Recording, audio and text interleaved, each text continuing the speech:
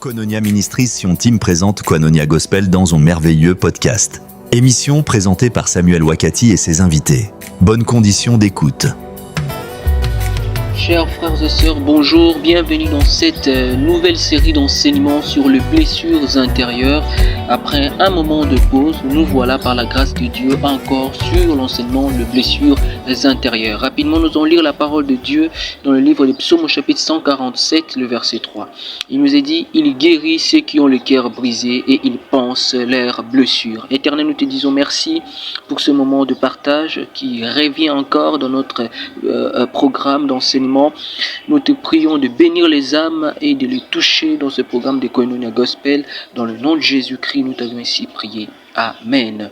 Bien-aimés, nous revenons dans nos enseignements et notre enseignement, notre première partie, nous l'introduisons aujourd'hui avec le thème « Les blessures intérieures ». Et bien-aimés, nous savons tous que la vie est une ligne que nous marchons, mais attention, en marchant dans cette ligne, tout n'est pas linéaire. Il y a des reliefs. Et des reliefs, ce sont les différentes formes que peut prendre la terre. Et la terre peut prendre la forme de la montagne et de la vallée. La montagne peut être un moment de gloire et la vallée parfois un moment de confusion, de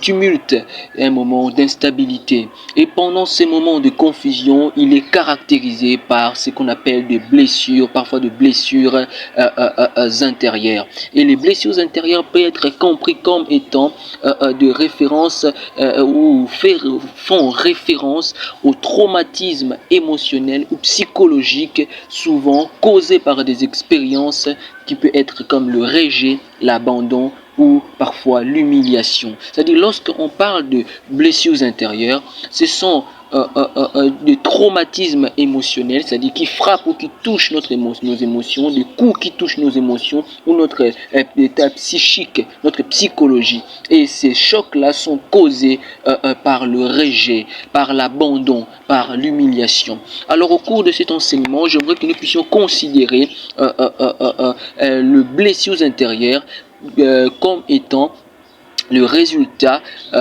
du traumatisme multiplié par le rejet, l'abandon et l'humiliation. Et dans notre psaume que nous venons de lire tout à l'heure, il nous est dit que le Seigneur, lui, il est celui qui guérit ceux qui ont le cœur brisé et celui qui pense blessure.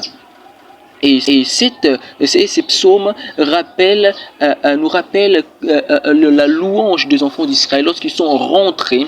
Ils sont rentrés de la déportation. Ils étaient dans la joie. Ils étaient remplis, émerveillés de ces retours qui leur touchaient déjà. Et fort de cette joie, ils ont proclamé ces psaumes où il disait que le Dieu Tout-Puissant est celui qui guérit le cœur et il est celui qui pense les blessures. Et ils ont traversé un moment de traumatisme émotionnel. Pourquoi? Parce qu'ils venaient de la déportation. Ils étaient pris de force dans leur terre, avec humiliation, les papas, les mamans, les sacrificateurs. Ils étaient traînés comme de vulgaires prisonniers et déportés dans une autre région. Et dans cette humiliation, ils avaient le cœur brisé. Ils avaient le cœur en blessure, puisque toutes les nations, même vers qui ils tendaient leurs mains pour être aidés, les ont rejetés, les ont abandonnés, ils étaient humiliés, ils ont traversé un moment où ils avaient des blessures non physiques, mais des blessures qui étaient intérieures. Et lorsque le Seigneur est intervenu dans leur vie, ils ont proclamé ces louanges, que le Seigneur est celui qui connaît penser les blessures. Et nous rencontrons cela aussi notamment l'aperçu des blessures intérieures, plus spécifiquement dans la vie d'une personne que nous allons exploiter pour ce premier jour, à savoir Joseph. Et l'histoire de Joseph, nous pouvons bien le voir dans le livre de Genèse au chapitre 37, là où l'histoire commence. Nous n'aurons pas à visiter tout le verset dans cet enseignement. Cependant, vous pouvez les lire pour en comprendre davantage. Mais les grandes lignes de son histoire, lui aussi l'a traversé le chemin de la vie. Nous avons dit que le chemin de la vie n'est pas linéaire, mais il y a des ramifications, il y a des reliefs. Et le moment de montagne pour Joseph était qu'il était au milieu de ses parents. Il était le préféré de son père. Il était presque comme le superviseur de ses frères. Et le moment de la vallée est arrivé. Et pendant le moment de la vallée, il y avait la confusion, il y avait des blessures intérieures qui sont apparues, passant par des traumas émotionnels multipliés par le rejet, l'abandon et l'humiliation. Tout commence par la vision que Joseph a. Joseph va voir que le gerbe de ses frères, qui symbolise les efforts, les compétences, les capacités de ses frères, s'agenouiller devant le sien. Et il va voir même le soleil, la lune, les étoiles s'agenouiller devant lui, qui est le symbole de sa famille, son père et mère qui s'agenouillent devant lui. Tout cela sera la raison de la haine de ses frères à son égard. Et il sera rejeté par ses frères. Nous trouvons le premier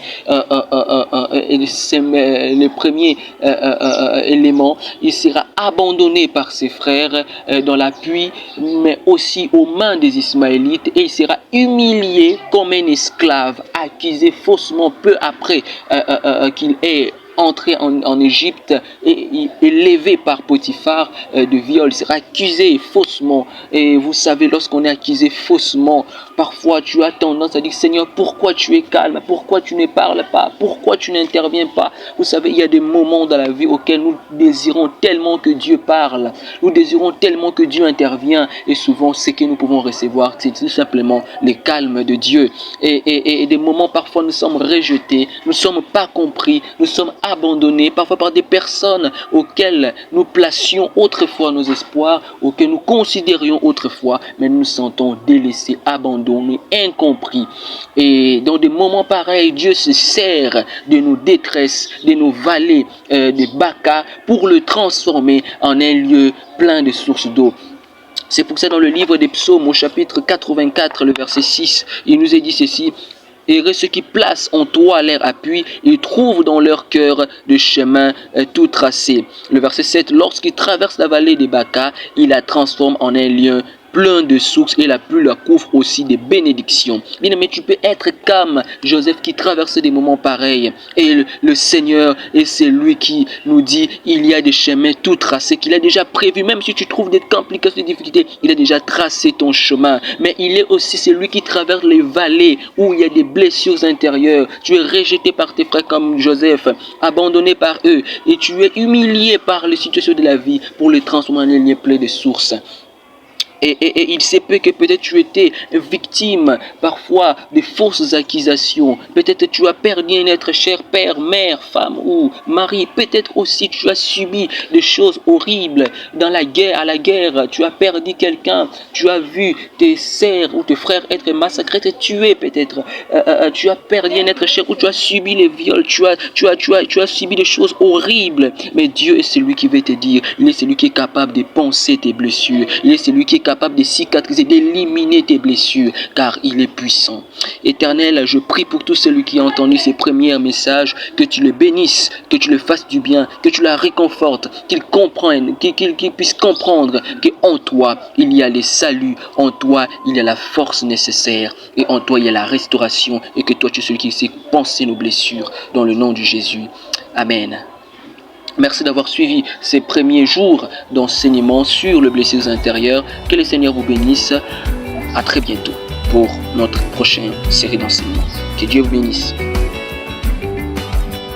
Merci beaucoup d'avoir suivi ce programme. Nous espérons que vous avez été encouragés. Pour tout contact via WhatsApp, plus 243 900 53 77 17 ou encore plus 243 970 621 452. Rejoignez-nous pour suivre nos chroniques, éditions chrétiennes, enseignements et d'autres sur Gmail par koinoniaministrietionteam@gmail.com.